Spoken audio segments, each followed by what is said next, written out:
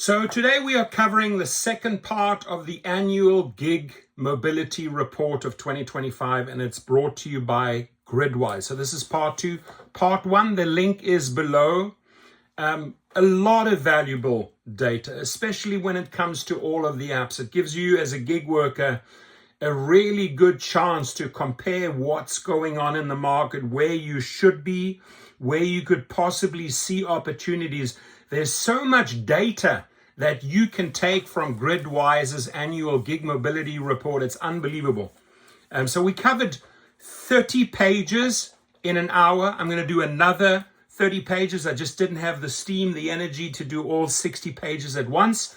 And I thought it was better, just for concentration purposes, to bring, the second part to you in a separate video. So this starts with the gig economy milestones. 2024's most memorable achievements, from record-breaking fares to generous tips and long-distance journeys. 2024 saw some remarkable moments in rideshare and delivery services. These standout events reveal the scale, generosity, and unique travel demands that define the modern gig economy. This is, these are the stories we want to hear, the records, the milestones. So let's jump in here. The year's most expensive rideshare journey spanned 283 miles from Los Angeles, California to Las Vegas, Nevada. I've done that trip several times as a private driver. $1,696. That's a lot for that trip. That airline trip with Southwest will probably cost you $150, $170. And my client paid me $1,500 for that trip. So the question that I have here is, how much did the driver receive? End of story, right?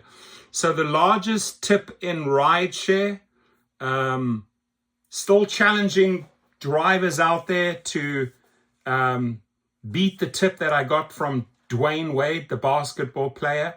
When he was in Miami, I drove him several times when he was in LA, and his kids. The biggest tip I got from him was $800. That was a lot of money. And I'm like, really? He said, absolutely, you deserve it. You took good care of us. So largest tips, really, this makes me happy. I mean, $196, I would have expected more. 4 Uber rides are tied for the year's highest trip. November the 28th in Washington, D.C., January the 6th. That's a bit strange. Like, why would they all be tied for 196? This sort of tells me that Uber might be capping it. I mean, if you have the 4 highest trips at 196, wouldn't you question yourself and say, there's something wrong here? I mean, wouldn't it be maybe 196, 190, $200? No, they're all 196. So this sort of tells me that there was potentially more in play, but they capped it at 196. So Washington, D.C. was generous. New York City, Dallas, Albuquerque, New Mexico, all $196.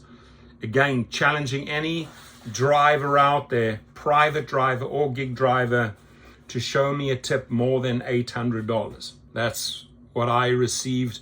Gosh, when was it? In 2017. The largest tip in food delivery. Look at that. That's almost double the amount. The largest tip in food delivery was $346.44. The largest food delivery tip was recorded on March the 24th, 2024 in Indio, California, during an Uber Eats order. Now that could very, very well have been Coachella, because that falls at that time. So you might have somebody at an Airbnb and they placed a big order and they were just in a good mood. They were, maybe having a lot of ecstasy, Molly, maybe Coke, having fun, music, and let's just tip this driver through the yin yang. $346.44. The largest tip in grocery delivery. During the pandemic, just a little side. I always give you these side stories. I did quite a few grocery deliveries for my high-end clients. The biggest tip there that I received was $200. It was about, I would say, $400 food order, and then another $200 on top from the client, was $600. This generous tip was given for a DoorDash grocery delivery from Wegmans Food Market in Ithaca, New York, June the 13th, 2024. The longest ride from Louisville, Kentucky, up here right down to Mobile, Alabama, on 8th of April 2024. Longest recorded rideshare journey, 515 miles. I would love to talk to this driver. How much did the company charge them? How much did the driver receive? So pretty cool. Just a little recap here. The year's priciest rideshare journey, 283 miles from LA to Vegas, that's $1,700. It's a lot of money. So from mega tips to marathon shifts, highest earnings in a day. That's pretty impressive in a day. On September the 28th, that's my birthday, by the way, 2024, a driver in Miami completed 32 Uber and Lyft rides. They worked until 4:40 a.m., then resumed at 5:30 p.m., driving through the night, achieving one of the year's highest daily earnings. Awesome. Congratulations to you. You know, unfortunately, you can't do this daily. These sort of unicorns come about, once in a blue moon. I have to really think now, and I'm sort of challenging everyone as we're talking about these milestones. Do share your results below, right? Your longest trip, your highest paid day, your highest tip, so we can get a good feeling. Maybe someone out there beat this, but my highest 24 hours actually was a little bit more than 24 hours, because I went for about 28 hours straight. It was here, Las Vegas, and then I had 2 or 3 other ones. It ended up being $4,500 for a 28 hour shift, and the majority of that was made because I brought several of these COVID testing machines that were worth about $1.5 million each. I brought them up to hotels in Vegas. I picked them up in LA at various spots in LA, collected these machines, took them to Vegas, dropped them off, set them up, came back, and then I think I had 3 back-to-back trips. I mean, I don't know how many, probably my 5th or 6th coffee and 3 or 4 Red Bulls, and then I slept for a solid day. But 4,500 is my record for 28 hours. Highest tip, $346.44. The year's large tip was given again there to an Uber Eats delivery in India. That had to be a Coachella order. We already spoke about the highest total charge per ride. The most apps worked in a week. This is interesting. 9 services during the week of July the 1st. A gig worker in San Antonio worked across 9 different platforms, setting a record for multi-apping. I mean, you could beat that. You got to just, sign up for maybe 10, 15 and do a few here, a few there. And then you can actually say, hey, I hold the record. This is a cool record to break. This is completely doable. I challenge anyone in 2025, beat this. 9 apps in 1 week. You could do 12 in 1 week. The most apps worked in a month, 9 services. In June, workers in Houston, Texas, and Tulsa, Oklahoma areas achieved a record by utilizing 9 platforms in a month. This guy did 9 platforms in a week. So 2 records that can easily be broken in 2025. I love this shit. This type of stuff excites me. Thank you, Gridwise. Thank you, Gridwise. Thank you, Gabe Harris, for providing this data. Most orders delivered in a week. That's a lot. You divide that by 7, that is impressive, my friends. 434 deliveries in 1 week for DoorDash during the week of December 16th, 2024, the Philadelphia, Pennsylvania, and Trenton, New Jersey areas. Well done. That is astounding. You divide 434 by 7 days. I mean, you're looking at 60 orders there. Am I right? Yeah, I think you're looking at about 60 orders a day. That's insane on average. Most orders delivered in a month. That is insane. A record-breaking 1,634 deliveries were completed with Uber Eats and DoorDash in November 2024 in New York City. I would say these records are really, really hard to beat. Where do you come in? What is your record delivery-wise per week, per month? You probably would know it per week. Longest airport trip. Damn. The longest recorded airport ride was a Lyft journey from Houston Hobby Airport to Oklahoma City. 488 miles.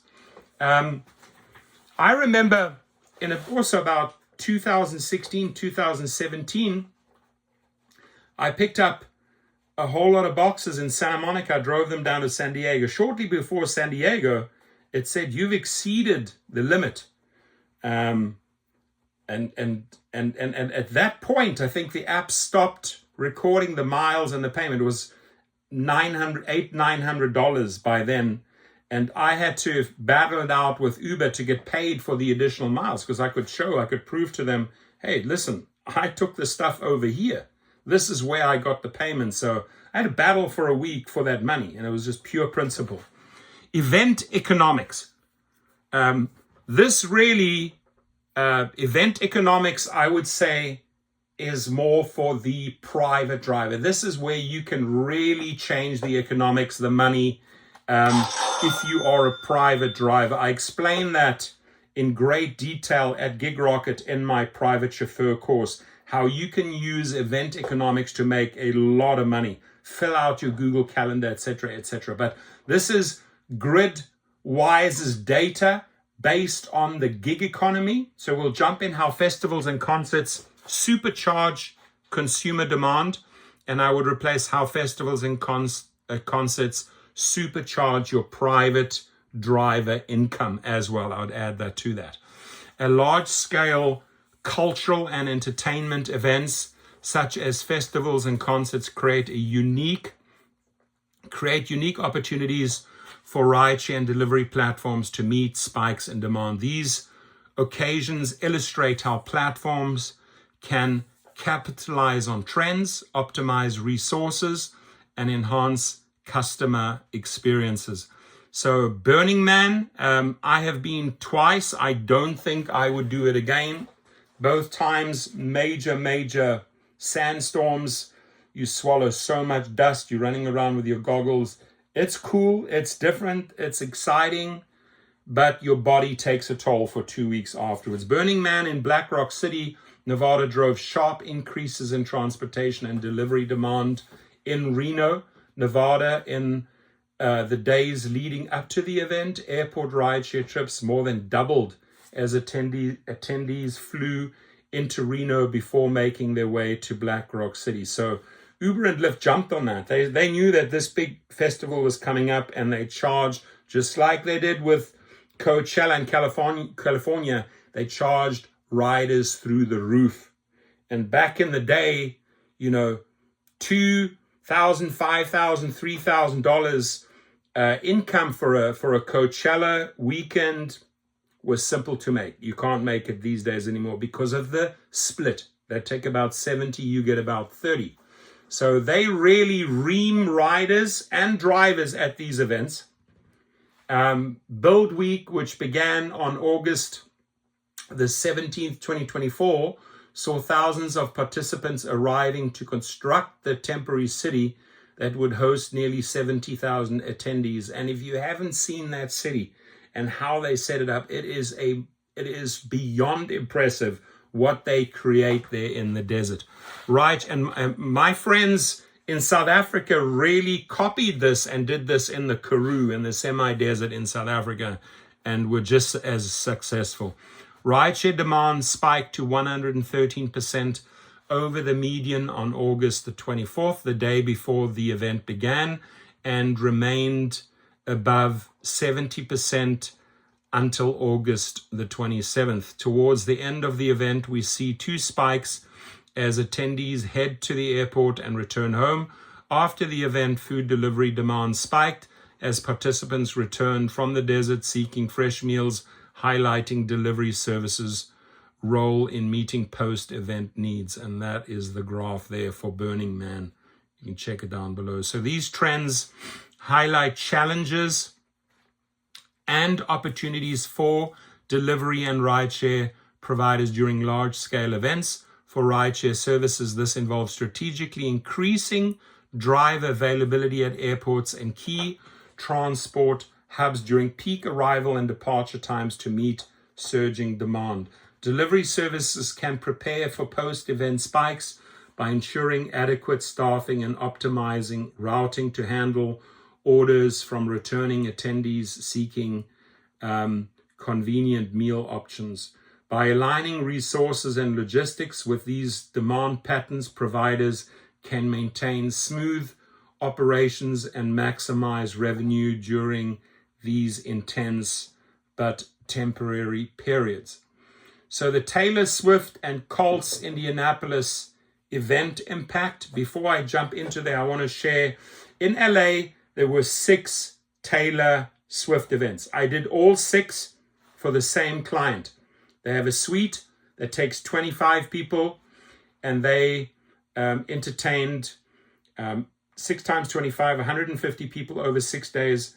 I was there on all 6 days, made a boatload of money, or made good money. I wouldn't say a boatload because a boat is huge, but the biggest value for me was the relationship with that private client, because I ended up getting 6 tickets for my kids, and those tickets were going for about $2,500 each. So in a way, that was about $15,000 of ticket value. Personally, I would never ever pay that, but I got paid well. My family got fed.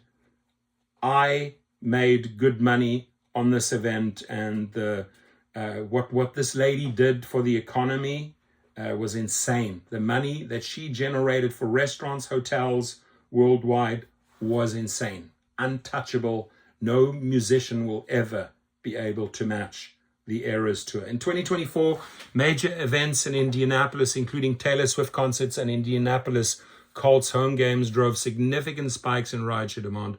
Concert days saw substantial increases in rideshare volumes, and the Colts' November 10th home game followed a similar trend. Peak activity occurred immediately after events as attendees sought quick exits from crowded venues. Quick exits from crowded venues. There you have to be with your tablet, advertising your private chauffeur services. I teach you all of that in the Gig Rocket private chauffeur course, how to capitalize on these type of events. These spikes emphasize the growing reliance on rideshare services during large events, highlighting the need to optimize driver availability and route efficiency to meet demand and capitalize on opportunities. They also underscore rideshare's critical role in providing convenient on-demand mobility during high traffic gatherings. Taylor Swift in Indianapolis, the rideshare tipping impact. Swifties, Taylor Swift's dedicated fan base, tipped 56% more often than the average rider on concert nights, underscoring the impact of event-driven tipping trends. In Indianapolis, the proportion of rideshare trips that included a tip was notably higher on event days, highlighting this fan base's above-average generosity. Thank you. This surge in tipping reflects the celebratory atmosphere surrounding Swift concerts and directly boosts driver earnings, making these events particularly profitable for rideshare providers. I can attest to that. It was a good 6 concert event for myself, for my bottom line. Swifties are 56% more likely to tip on rideshare trips. Interesting. These patterns highlight the economic impact of Swifties creating lucrative opportunities for rideshare drivers and platforms. Higher demand and tipping during events boosts driver earnings and allows platforms to optimize operations and enhance rider experiences. The predictability of these trends enables platforms to refine strategies, incentivize drivers, and support local industries like hospitality and tourism. Surviving the storm. Hurricanes, ripple effects on gig mobility. Natural disasters have long tested industries' resilience, and in 2024, the gig mobility sector faced one of its most challenging years. Hurricanes Beryl, Francine, Helene, and Milton swept across key regions of the United States, leaving a trail of destruction and disruption in their wake. Sadly, the general news that I took away from these storms is that still Uber and Lyft capitalized. Like when people are in dire need, that's it, there's an opportunity. Seriously, Uber and Lyft, this is where you make your money.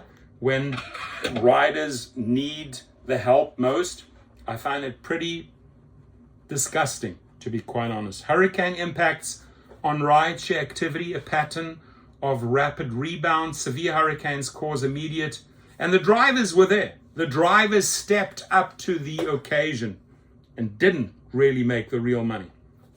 The companies made the money.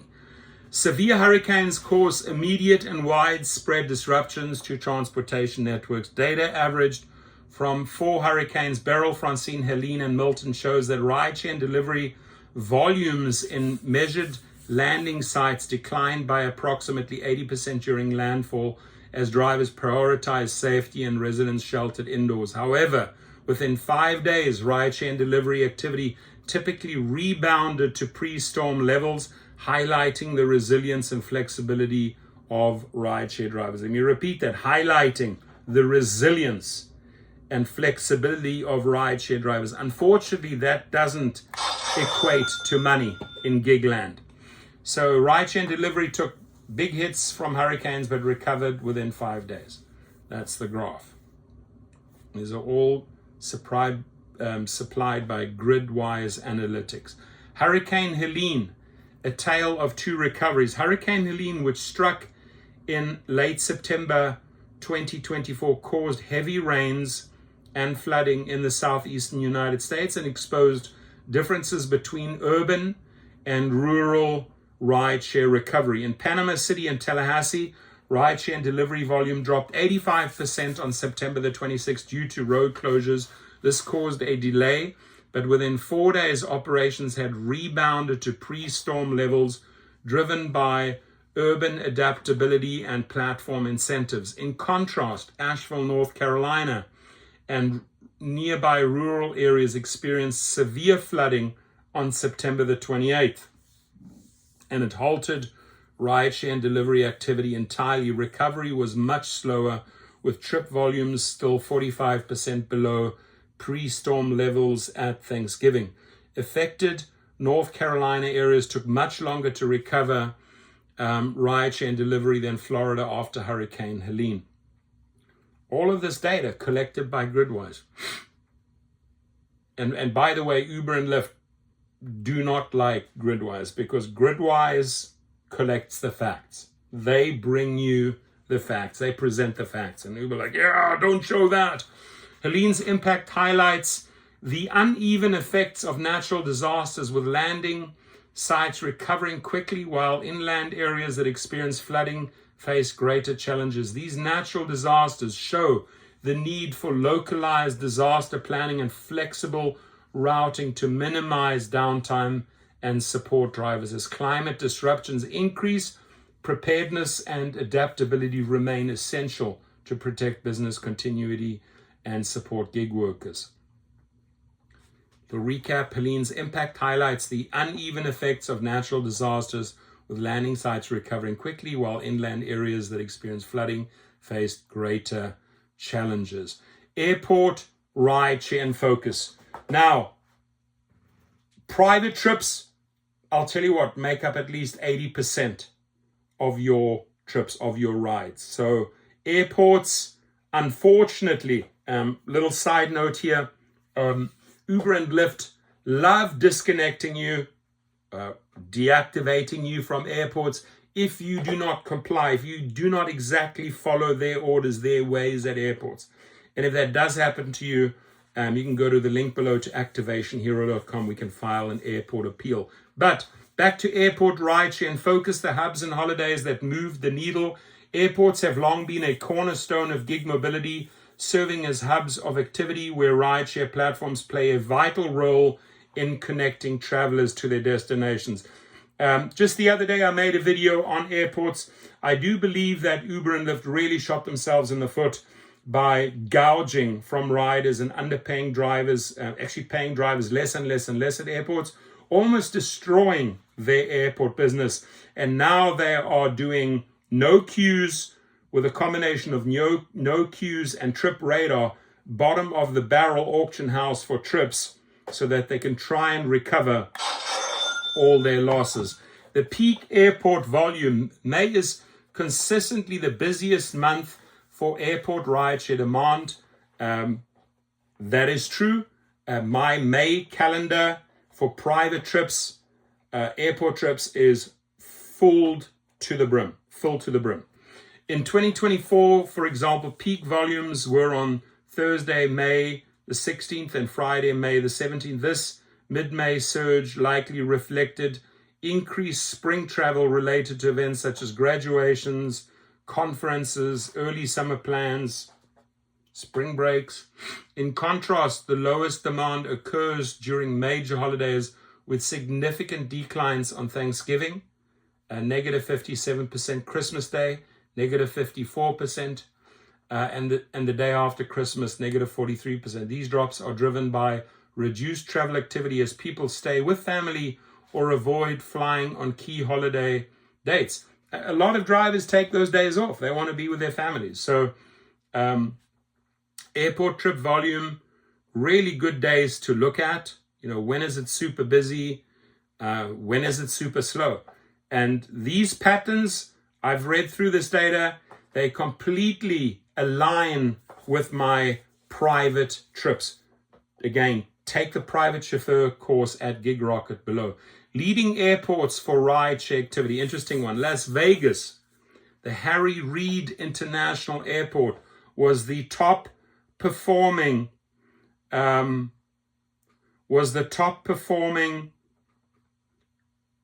for rideshare demand in 2024, fueled by the city's steady stream of conventions, entertainment events, and leisure travelers. Other high demand hubs included. So we're going to go through those. 1 second here. That's my client. Los Angeles International Airport, LAX, a major gateway for both domestic and international travel. That's my number one moneymaker, at least when it comes to private trips, excluding my other companies. Hartsfield-Jackson Atlanta International Airport, a central transit point for connection and regional travel. 4.79%. Harry Reid International Airport. Vegas, 4.19%. LAX, 3.73%. Dallas-Fort Worth, 3.71%. Atlanta, 3.27%. Newark Liberty International Airport. Major airports like Harry Reid International, Vegas, LAX, and Hartsfield-Jackson Atlanta generate steady rideshare demand, providing drivers with reliable earnings. I wouldn't say reliable earnings anymore, because we're now sort of in the ages of Trip Radar being at these airports, and the pay is disgusting.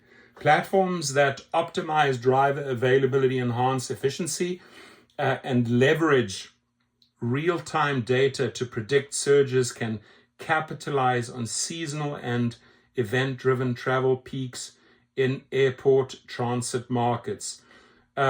Consumer insights on pricing. How costs shape the gig service use. Very important sector here. This report draws on survey responses from 1,000 rideshare, grocery, and food delivery service consumers across the United States. It provides a comprehensive look at how people interact with and perceive gig platforms. The rideshare consumer insights: perceived fairness and rideshare costs. While 59.5% of users find rideshare prices reasonable, 40.5% believe prices are too high, indicating that nearly half of the market views cost as potential barrier. This highlights the importance of balancing price increases with customer satisfaction to prevent churn, mainly as affordability concerns grow. Do you think rideshare prices, for example, Uber and Lyft, are too high? 40.5%. Reasonable, 59.5%. Let's look at how those statistics change in 2025. Behavioral changes in response to costs: over 51.8% respondents have reduced their rideshare usage. That's a big one. 51.8% of respondents have reduced their rideshare usage due to pricing. It is simply too expensive to use an Uber and a Lyft, period. With 19.7% making significant cuts and 32.1% reducing somewhat. Meanwhile, 44.1% have not altered usage. Have you reduced your rideshare usage in the past year due to pricing? Yes, significantly, 19.7%. Yes, somewhat, 32.1%. No, 44%.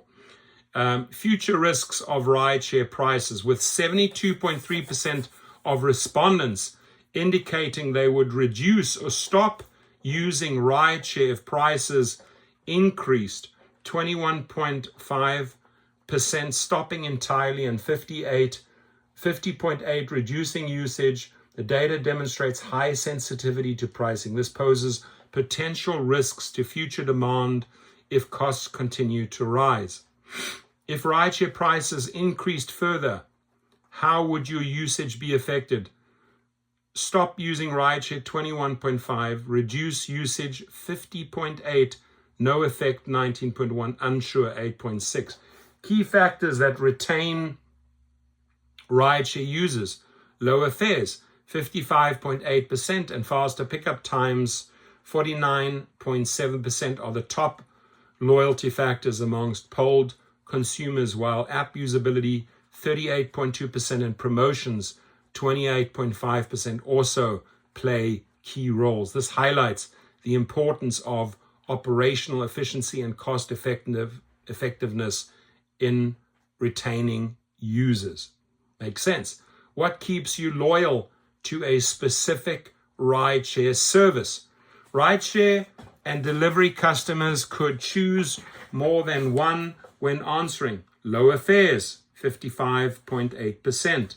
Faster pickup times, 49.7%. Easy to use app, 38.2%. Promotion rewards, 28.5%. Higher quality customer support, 23%. You ask that same question to drivers and they will tell you 99%. Higher quality customer support. Food delivery price consumer insights: willingness to continue amid the rising fees. A majority, 50.3% of respondents, would switch to pickup rather than pay higher delivery fees, while 30.4% would continue using the service because they value convenience over cost. The 19.3% who remain unsure highlight the potential for price-sensitive churn if value-added services do not offset fee increases. Would you continue using food delivery app if delivery fees increased?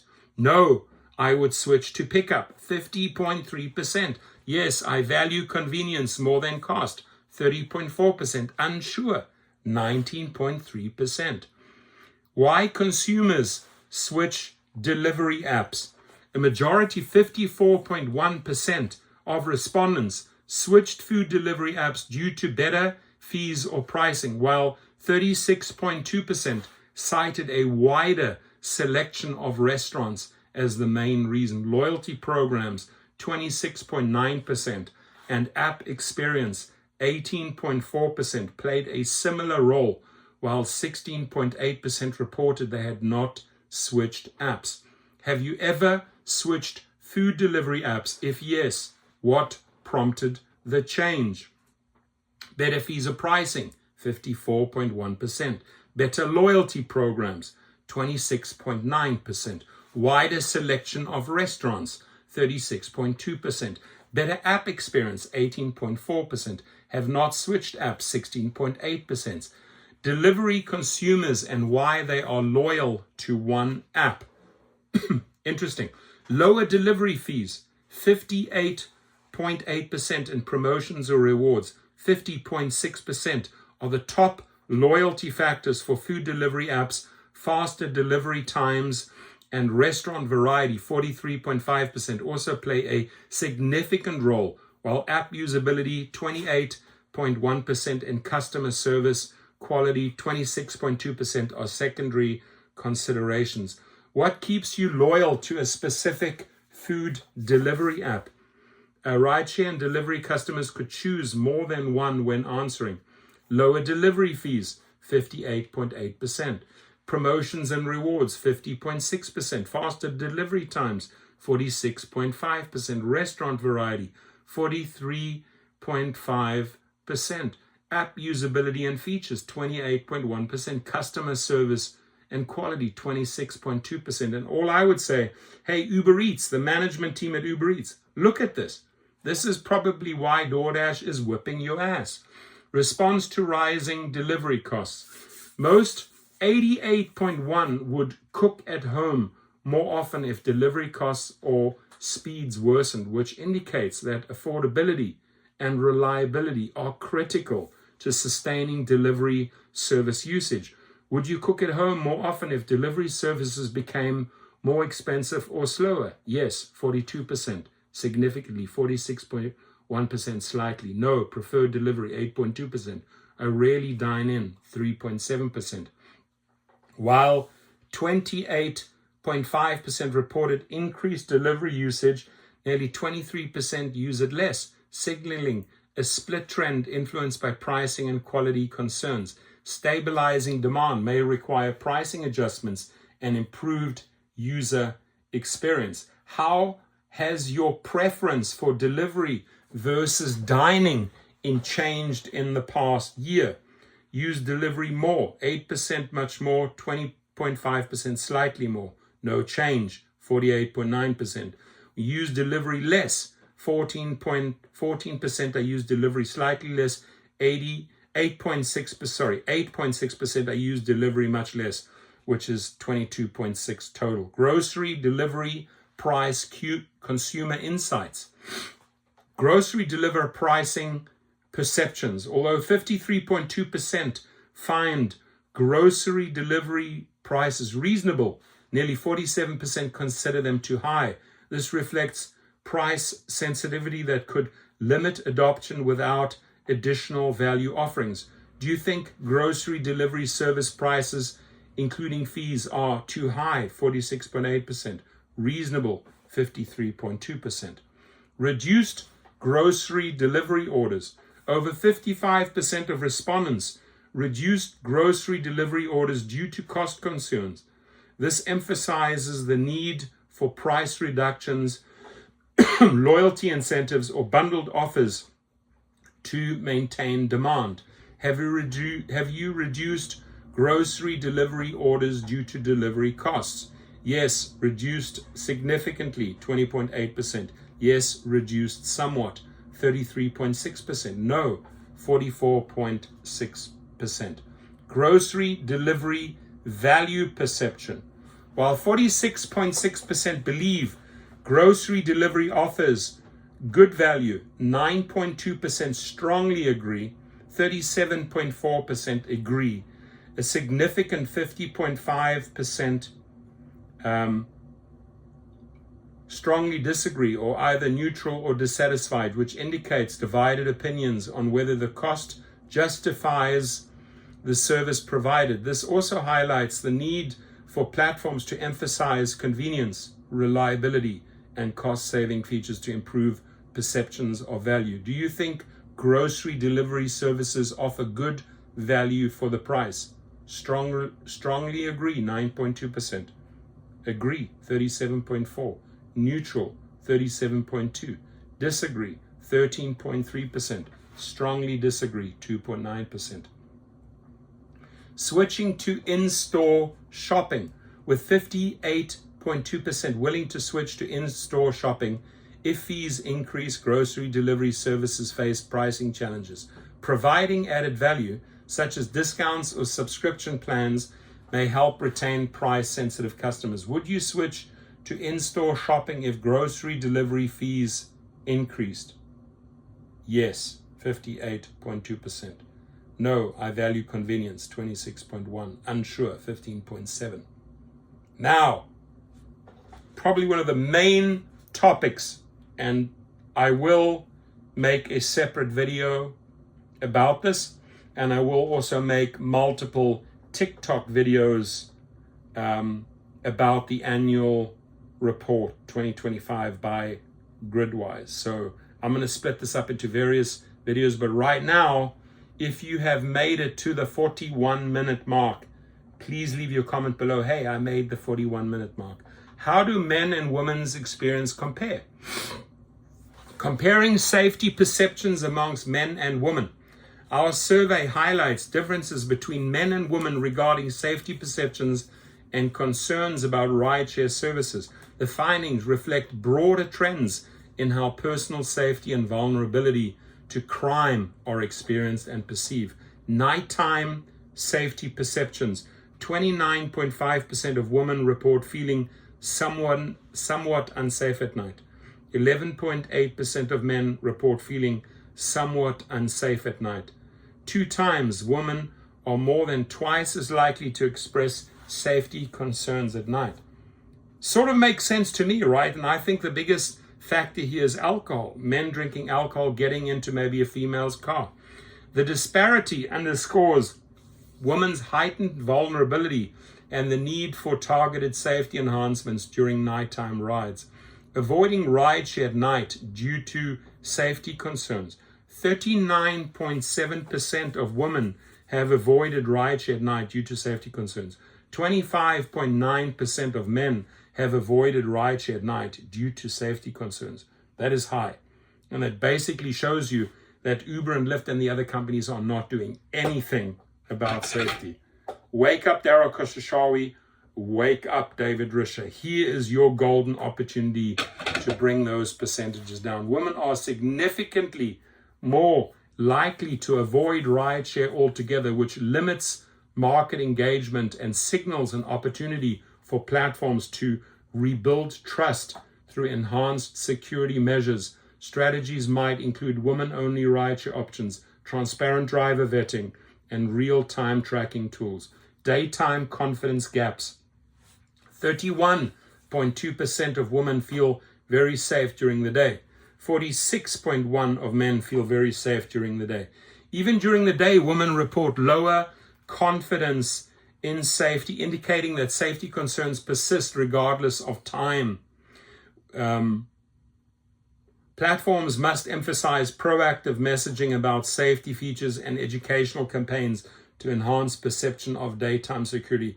There are so many points we've discussed in this channel, things that Uber and Lyft can implement to make rideshare, the gig world, safer for riders and drivers, period. Just watch many of our videos. Unsafe experiences. 17.9% reports of unsafe situations experienced or witnessed by women. 20.7% reports of unsafe situations experienced or witnessed by men. That's high. It's almost like 1/5. While actual experiences are comparable, women's heightened perceptions of risk suggest that fear of potential issues may weigh more heavily on their decisions. Addressing perceived safety gaps is as critical as addressing incidents to build confidence and retention. 2025 key findings and strategic takeaways. Our annual gig mobility report for 2025 showcases the ongoing transformation of the gig economy, with Uber, Lyft and DoorDash adapting to wins and challenges.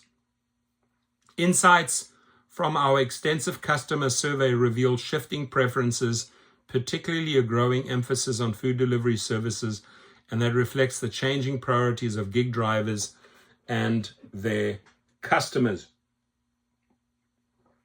Our survey also highlights what matters most to drivers: flexibility, competitive earnings, and the critical role tipping plays in job satisfaction.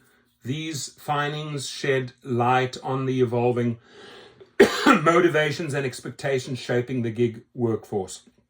Looking ahead, 2025 presents both opportunities and hurdles for the gig economy, and they were really covered very, very well by Gridwise in this report. Business and drivers can confidently and purposefully navigate this complex and ever-changing terrain by understanding these nuanced dynamics. Methodology. So Gridwise Analytics leverages proprietary ground truth data sourced directly from the Gridwise app to produce aggregated rideshare and delivery earnings. Insights, all data collected anonymized to protect user privacy. Gridwise Analytics delivers an unmatched view of the US gig mobility economy by processing and analyzing its gig driver data, produce aggregated insights and encompass earnings, wages, trip insights, demands, patterns, and driver utilization, providing a comprehensive understanding of the industry while ensuring complete anonymity for individual drivers. The analysis presented in this report is based on a combination of real-world gig activity data and consumer surveys. The primary data sources include gig mobility data 2024 totals, total trips analyzed 173,390, total drivers analyzed 260,912, total miles driven 603,819,147, total driver earnings analyzed 1,942,860,455. Gigworks platform covered Uber, Lyft, DoorDash, Grubhub, Instacart, Amazon Flex, Spark, Shipt, Favor, Roadie, and GoPuff. Tons of really incredible data by Gridwise. Consumer survey. Gig services consumer surveyed 1,000 respondents. Survey topics: pricing sensitivity, tipping behavior, platform loyalty, gig worker earnings, and safety perceptions. Correlations with publicly available data. Gridwise Analytics provides enterprises with highly representative view of market dynamics through its extensive panel of gig drivers and mobility data across the United States.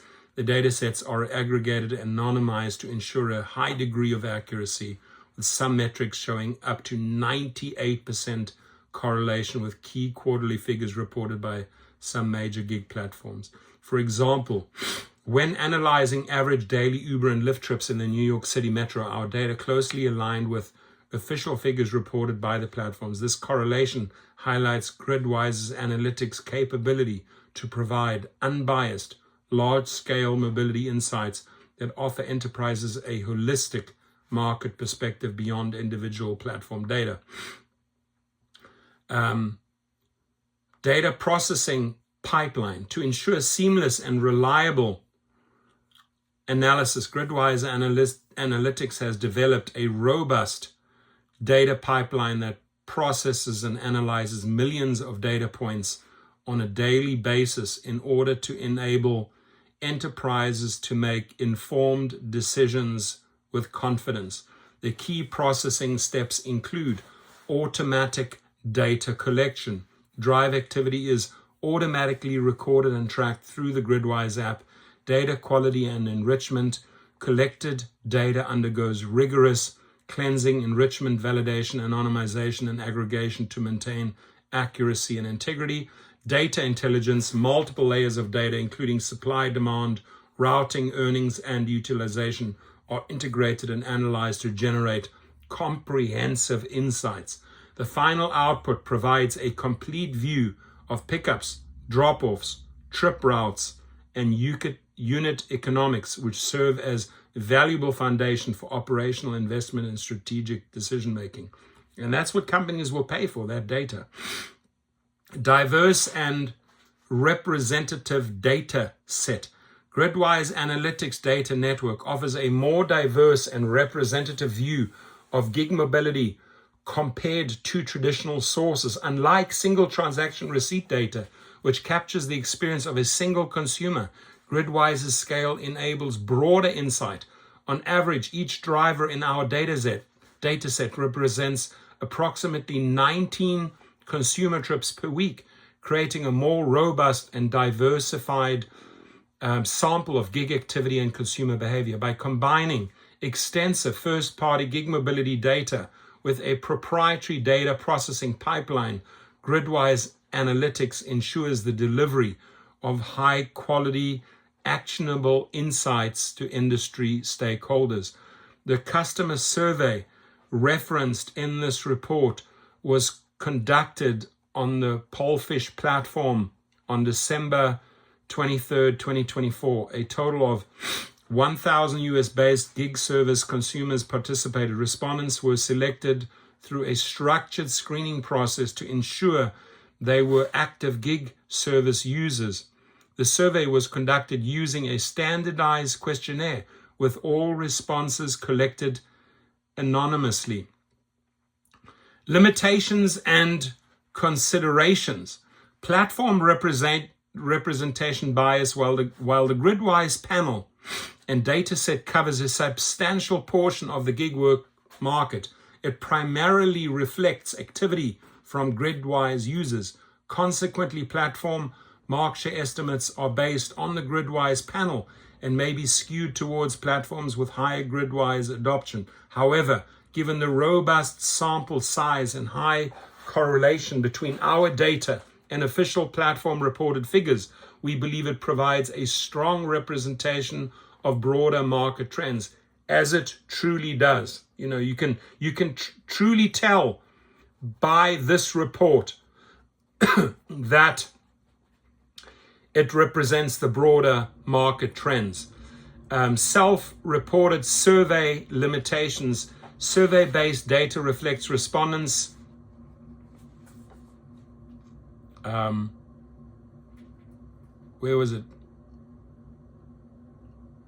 Survey-based data reflects respondents' perceptions and may not always align with actual behavior patterns. Regulatory and policy changes, external factors such as labor laws, platform policies, or regulatory shifts may impact gig working dynamics. These changes could influence the rate at which drivers from certain platforms engage with Gridwise, affecting market representation over time. Phenomenal piece. Thank you, Gridwise. I knew it's going to take about another hour. The first segment took an hour. Second segment, part 2, also an hour. But I will be making more individual videos on my TikTok channel. Check it out, TikTok, Rideshare Professor. And if you have any questions or if you want to contribute to those records or your data, you're absolutely welcome and invited to share your comments below. Thank you again, peace, and please be safe. God bless you all, gig workers.